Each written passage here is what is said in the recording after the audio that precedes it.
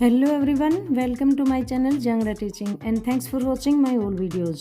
So बच्चों, हमने जो प्रोनाउन का टॉपिक शुरू किया था उसमें हमने पर्सनल प्रोनाउन कंप्लीट कर लिया था, यानी सब्जेक्टिव केज क्या होता है, ऑब्जेक्टिव केज क्या होता है और पजेसिव केज क्या होता है, ये हमने कंप्लीट कर लिए थे। आज हम प्रोनाउन का नेक्स्ट पार्ट कर रहे हैं, यानी कि demonstrative pronoun. Demonstrative pronoun. Demonstrative pronoun के कौन कौन से एग्जाम्पल होते हैं, देखो, जैसे दिस, दैट, दीज, दोज, और सच भी होता है, ए सच, एटसेट्रा। ये बच्चों डेमोन्स्ट्रेटिव प्रोनाउन है और डेमोन्स्ट्रेटिव एडजेक्टिव भी यही होते हैं, लेकिन उनका यूजेस थोड़ा अलग होता है, वो आपको एडजेक्टिव वाले पार्ट में बताएंगे। तो डेमोन्स्ट्रेटिव प्रोनाउन, इनके यूज देख लेते हैं कैसे होते हैं। जैसे दिस है, तो दिस का, ये तो सिंगुलर है, दिस का अगर प्लूरल बनाएं तो दीज हो जाएगा, दिस का प्लूरल क्या हो जाएगा, दीज हो जाएगा। और ये दैट है, तो दैट का अगर प्लूरल बनाएं तो दोज हो जाएगा। ये तो सेम ही है बच्चों, जैसे एग्जाम्पल में समझ जाओगे कैसे यूज करते हैं इनका। और एक चीज़ और, जैसे कोई भी चीज़ अपने पास रखी है वो होता है दिस।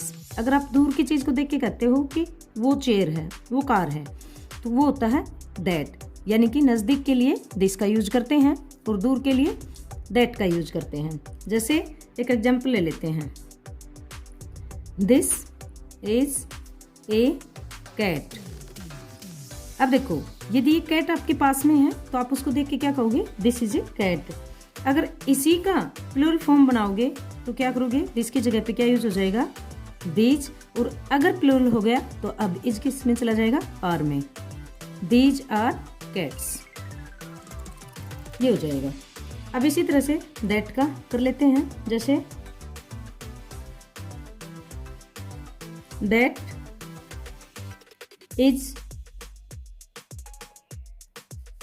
ए बुक, ये ले लेते हैं, दैट इज ए बुक। अब इसका प्लूरल बनाओगे तो क्या हो जाएगा, दोज आर बुक्स। अब जैसे एक एग्जांपल और ले लेते हैं दिस का, this kind of pen is costly, this kind of pen is costly. इसका मतलब क्या हो गया, इस प्रकार के पेन जो है वो कॉस्टली होते हैं, कीमती होते हैं, महंगे होते हैं। अब एक सच का भी एग्जांपल कर लेते हैं, जैसे ही is the house owner. Owner होता है बच्चों मालिक, ओनर, एंड एज सच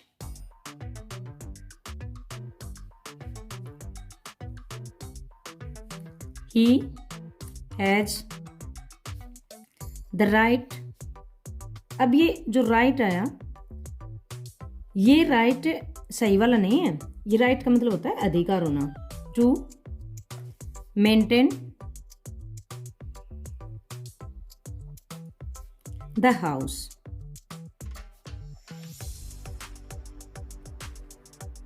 अब देखो बच्चों, ही इज द हाउस ओनर, वो इस घर का मालिक है, एंड एज सच का मतलब इसीलिए, ही हैज द राइट, उसके पास ये अधिकार है, टू मेंटेन द हाउस, इस घर का रख रखाव करने का, मेंटेन करने का। इस घर को किसका अधिकार है, उसी का अधिकार है, क्योंकि ये घर का मालिक है, तो he is the house owner and as such, इस प्रकार से सच का प्रयोग होता है। अब सच का एक एग्जाम्पल और ले लेते हैं, जैसे देखो, नोबडी कैन फॉरगिव। फॉरगिव का मतलब होता है क्षमा करना, माफ करना, यू। नोबडी का मतलब कोई भी नहीं, नोबडी कैन फॉरगिव यू, तुम्हें कोई भी माफ नहीं कर सकता। फॉर मीन्स के लिए, सच,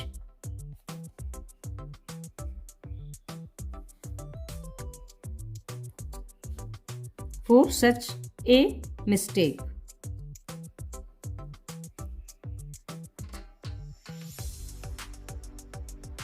मिस्टेक है बच्चों ये, यानी कि nobody can forgive you for such a mistake, यानी इस गलती के लिए, इसमें देखो इसके लिए सच यूज हुआ है, इस गलती के लिए तुम्हें कोई भी माफ नहीं कर सकता। तो ये थे बच्चों डेमोन्स्ट्रेटिव के कुछ वर्ड थे और इनके कुछ एग्जाम्पल्स थे। अब इसी तरह से दीज का एक एग्जाम्पल और कर लेते हैं, जैसे these kinds of book,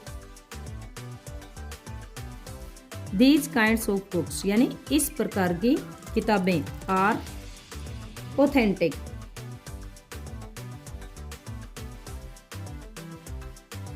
authentic, authentic का मतलब होता है बच्चों बिल्कुल सही, विश्वसनीय यानी सच्ची। These kinds of books are authentic यानी कि इस प्रकार की जो बुक होते हैं, जो पुस्तक होते हैं वो ऑथेंटिक होते हैं यानी सच्चे होते हैं। अब देखो बच्चों ये डेमोन्स्ट्रेटिव प्रोनाउन तो हो गया, अगला कर लेते हैं रिफ्लेक्सिव प्रोनाउन। तो रिफ्लेक्सिव प्रोनाउन के कुछ वर्ड जैसे देखो माई सेल्फ, योर सेल्फ,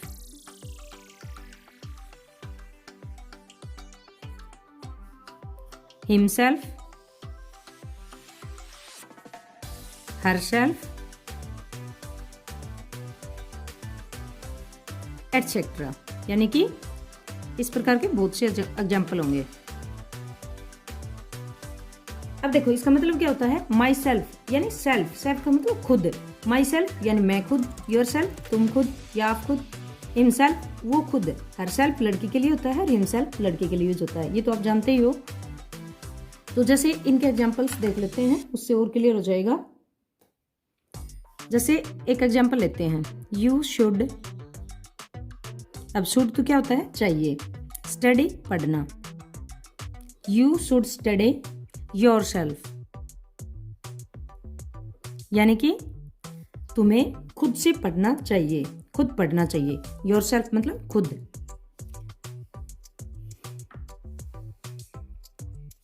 अब देखो जैसे कई बार आप बोलते हो you are telling a lie yourself, अब इसका मतलब हो गया you are telling a lie, तुम झूठ बोल रहे हो। एक आप जोर से कहते हो कि you are telling a lie yourself यानी तुम खुद भी तो झूठ बोल रहे हो, योर सेल्फ।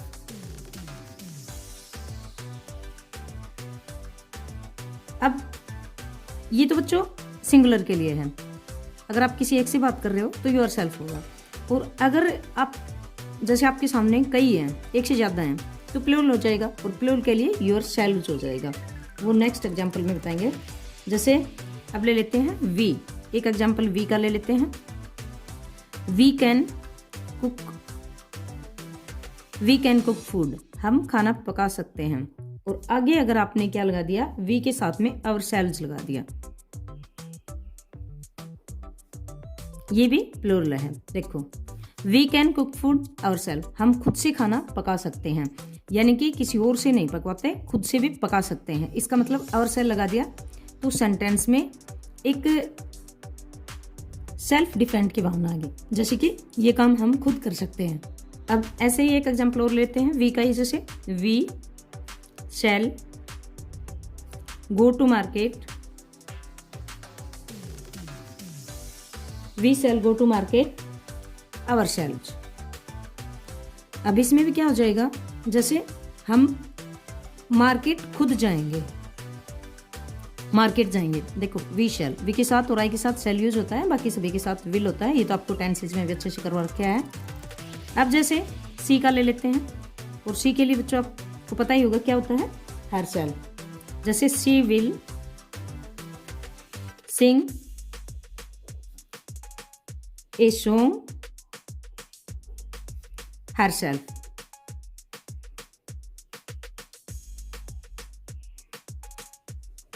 यानी कि सी विल सिंग ए सॉन्ग, वो गाना गाएगी, यानी हर सेल्फ खुद गाएगी, वो गाना खुद गाएगी।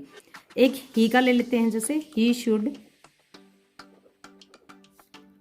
गो there, he should go there मतलब उसे वहां जाना चाहिए, हिमसेल्फ खुद। अब कई बार आप किसी और से काम करवा लेते हैं, किसी और को अपनी जगह भेज देते हैं, लेकिन अगर आपने हिमसेल्फ लगा दिया तो इसका मतलब क्या हो गया, he should go there himself, यानी उसको खुद जाना चाहिए, ना कि किसी और से काम करवाना चाहिए। ये होता है बच्चों रिफ्लेक्सिव प्रोनाउन। अब मैं एक आपके लिए छोड़ रही हूँ, जैसे दे होता है बच्चों, तो दे का रिफ्लेक्सिव प्रोनाउन क्या हो जाएगा, देम सेल्फ, देम सेल्व्स, क्योंकि दे पहले प्लूरल है तो सेल्फ नहीं होगा, सेल्व्स हो जाएगा, देम सेल्व्स। अब इसका एक एग्जाम्पल आपके लिए छोड़ती हैं, आपको बनाना है इसको, इस एग्जाम्पल को बना के देखना है, आप बना सकते हो या नहीं बना सकते हो। अब नेक्स्ट बच्चों रिलेटिव प्रोनाउन कर लेते हैं। जैसे रिलेटिव प्रोनाउन कौन से होते हैं, जैसे हु, व्हाट,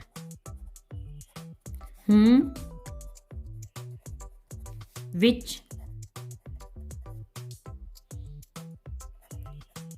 हुज। वैसे तो बहुत सारे होते हैं, लेकिन आपको मेन बता दिए हैं। अब इनका एक बार यूसेज देख लेते हैं, इनका यूज कैसे होता है। देखो जैसे हु है, हम सबसे पहले हु को ही ले लेते हैं। हु का मतलब होता है बच्चों कौन, और अगर आप रिलेटिव में यूज करते हो तो इसका मतलब हो गया जो, यानी कि जो। जैसे इंटरोगेटिव में हु का मतलब होता है कौन, जो या जिसने। जैसे कंजंक्शन में करते हो तो क्या होता है, जो या जिसने। और किसके लिए यूज होता है, विशेषकर ध्यान रखो, ये व्यक्तियों के लिए यूज होता है, व्यक्तियों के लिए। अब जैसे मैं एक एग्जांपल देती हूँ, इससे आप समझ जाओगे। देखो एक एग्जांपल ले लेते हैं। जैसे आप किसी की भी तरफ इशारा करके कहते हो, जो लड़की वहां खड़ी है,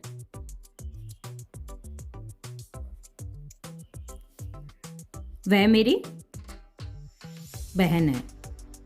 यानी कि आपकी बहन है और वो किसी के पास खड़ी है, कहीं दूर खड़ी है, तो आप उसकी तरफ इशारा करके किसी को, दूसरे को बताते हो कि वो जो लड़की वहां खड़ी है वो मेरी बहन है। आप उसका रिलेशन बताते हो, इसीलिए इसको कहते हैं रिलेटिव। रिलेटिव का मतलब संबंध बताना। वो मेरी बहन है, मेरी फ्रेंड है, बहन है, बेटी है, आप कुछ भी बता सकते हो, बहन है। अब इसको कैसे बनाओगे, देखो जो लड़की मतलब the girl, the girl who is, who मतलब जो। अब देखो जो का यूज हो गया, who is standing there, standing मतलब खड़ी है, देयर वहां, who is standing there is my sister, is my sister. कौन है वो, मेरी बहन है। अब देखो ये हो गया हु का यूज, जो के लिए। एक एग्जांपल और ले लेते हैं। जैसे राम वो है, यानी राम वह है जो मेरे साथ था, जो मेरे साथ था।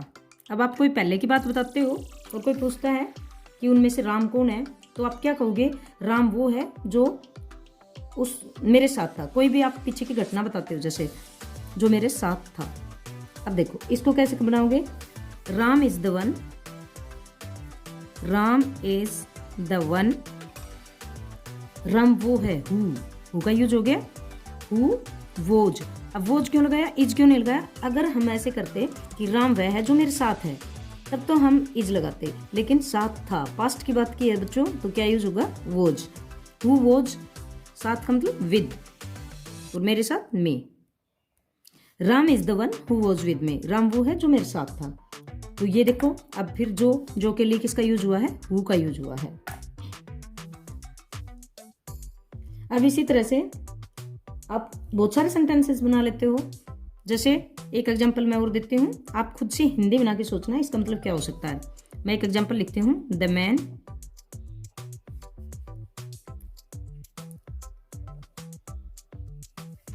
Is standing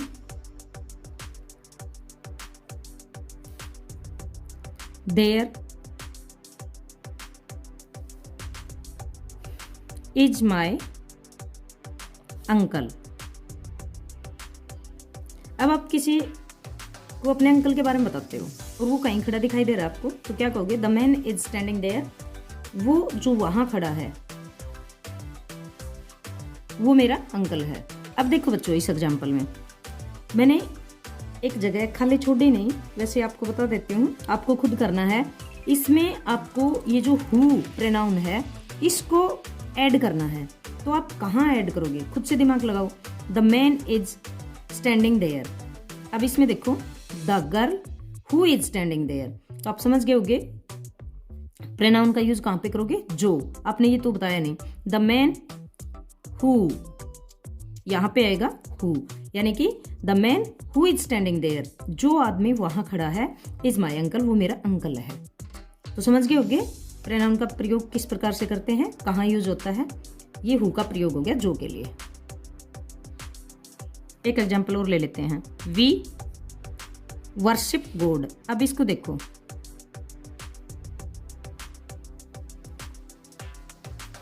we worship God, हम भगवान की पूजा करते हैं। वर्शिप होता है बच्चों पूजा करना। अब देखो who is the creator, creator कौन होता है? उत्पत्ति करने वाला, बनाने वाला। ऑफ द वर्ल्ड, यानी कि हम उस भगवान की पूजा करते हैं जिसने संसार को बनाया है। देखो अब जिसने, हु का मतलब वो तो थे जो में, अब जो या जिसने, दो एग्जाम्पल दिए थे आपको, इसके दो मीनिंग बताए थे, तो दोनों यूज हो गए। अब इसमें यहाँ पे जो नहीं, जिसने, जिसने किसको? संसार को बनाया है। अब विच का मतलब भी बच्चों यही होता है, एक तो होता है जो और एक होता है जिसका,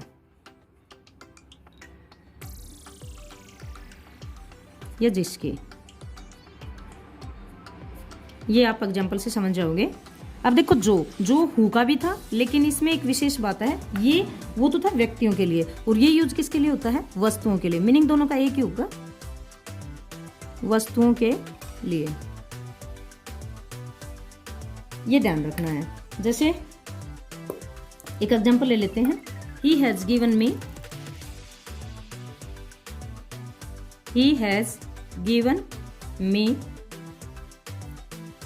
द पेन।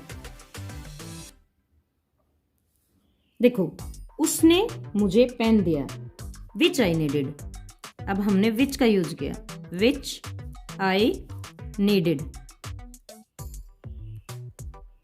यानी कि